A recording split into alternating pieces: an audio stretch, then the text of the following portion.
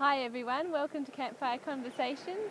I'm Trudi, this is Daniel, and today we're on Bainbridge Island in the US in Seattle, and we discovered and happened upon this amazing beach. They're so lucky they've got driftwood here, and I'm so envious of this space.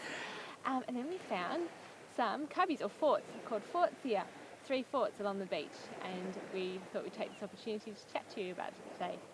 I think something that really resonated with me was our reading of David Sobel's design principles, nature design principles, and the 7 motifs of play that he talks about across childhood, that any culture, any civilization, any, time period have these familiar motifs that come up of the type of play that children engage in.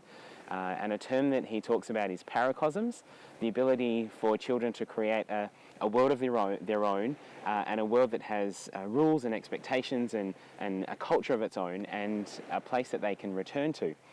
And that really was sparked when I saw these cubbies here.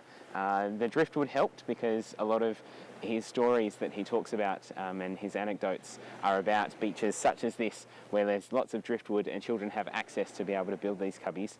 And you'll be able to notice in the background that there's a campsite, and just in front of us we're looking at a bunch of houses that are right on the bay. So it's an area where children have access to this space, and it's not a case of families coming down and the parents are there and then the children go off and are supervised by the parents. That this is space that children can adventure to. They can access by themselves in small groups. They can come together as communities and build these paracosms.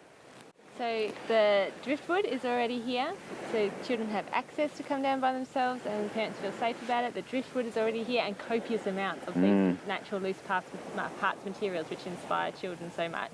The other really important one that I think happens here is that there's a developing culture of fort building, and it seems like it's okay for the forts to stay up. And I would imagine that when children return here for their next summer holiday, that they know, we're going to Bainbridge Island and we can build our fort again. I wonder if it's still there.